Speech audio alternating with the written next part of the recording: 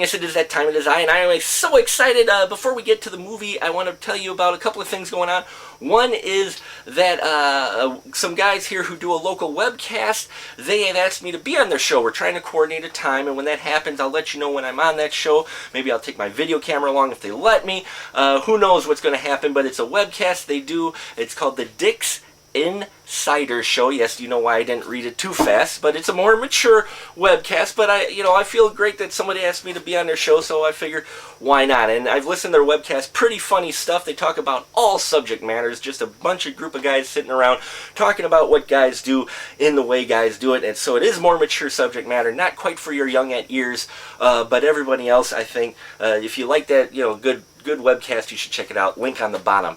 Also, I'm going to the Oshkosh Horror Film Festival next week. I hope to bring you some footage from that if I can. It looks to be a lot of fun. It's a horror film festival for the local community theater there.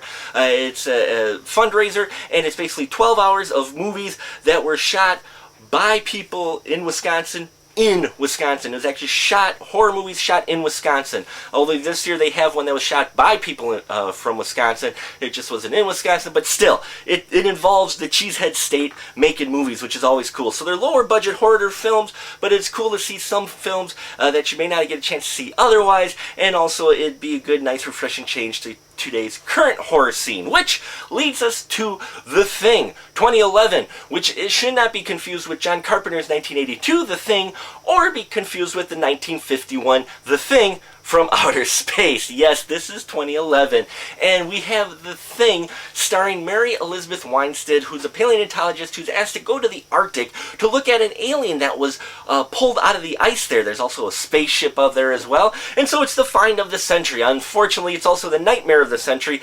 As the alien thaws, we find out it's still alive, and it goes on a rampage, assimilating members of the camp, and also killing and eating and murdering and doing nasty, big, grotesque things to them. All the while, Mary Elizabeth Weinstein getting her Sigourney Weaver on, trying to be badass with the blowtorch as they take on the alien and try to kill it before it gets to the human populace. Now, if it sounds similar to the Thing out of from Outer Space and John Carpenter's 1982 Thing, it's because it is. This is meant to be a prequel. This is meant to tell the story of the camp that got attacked by the alien before we saw the alien in John Carpenter's Thing. Now, in the plus column for this film, I will say they matched up the sets very well from the 1982 movie to this movie. When the Kurt Russell and his crew go visit the burnt-out Norwegian camp, everything matches up beautifully, from the axe in the door to the one guy with a razor blade to the mutant alien that was burnt on the lawn. I mean, they matched up everything perfectly, almost too perfectly, okay? Even when this movie goes towards the ending, how they time it with the helicopter shot chasing the dog, it's literally picks up. It ends literally right where the 1982 version starts, is where this one ends. But you have to watch the credits to see those scenes. But still, they match that up beautifully. Fantastic and great. Also, it was great to see practical creature effects. Now, they do a lot of digital compositing in this, but some of the scenes did actually have models and grotesque and actual gooey stuff for the actors to dig their hands into and pull out, which was always great to see, because a lot of that stuff still is handled digitally, and it's great to see some practical gore in today's digital gore world. Also, I will say that as a good classic monster film in general, it's good. It keeps up the tension throughout the film. It does get a little slow in the beginning where the character development is, but not too slow. It's fairly well paced for the type of film it is, and it's the old-fashioned creature feature, okay? Big, nasty creature. It doesn't come in peace. It just came to tear you to pieces. Okay, that's its goal. We don't care about any backstory. Let's just kill the damn thing before it gets out.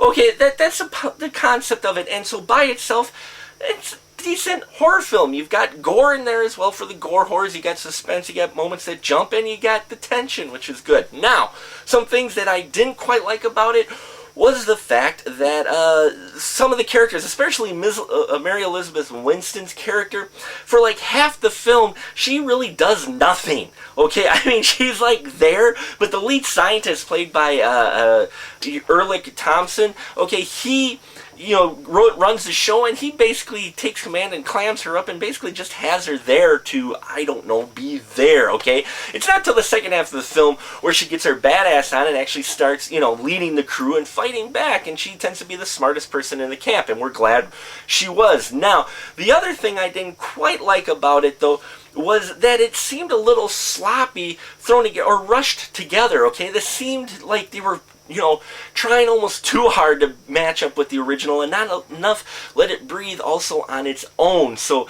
it almost, if you watch the 1982 version, when you see this one, it's going to feel a bit rehash, okay? Now, it is cool, like I said, seeing the monster and the grotesque effects in that, but when you get down and start thinking about the story in that, it feels a little bit rehash. Also, the characters. Granted, I know it's in the Arctic, but they really made a lot of these characters look very similar to The Thing 1982. I mean, from the token African-American gentleman to the guy with the beard, okay, they made them seem very similar in look as well. So it almost had to feel like, okay, they're doing a prequel, but it's kind of almost like a remake, but not. It's a prequel, though it's almost the exact same film, just so that they wouldn't get the flack for making a remake of the cult classic John Carpenter film. We're giving it 3 stubs today. Why 3 stubs? Well, even though it is weak in a lot of parts, and it seemed like just them making a remake, but yet not a remake of The Thing, it is a good old-fashioned creature feature. I like the monster effects, the gore, the pacing of the film,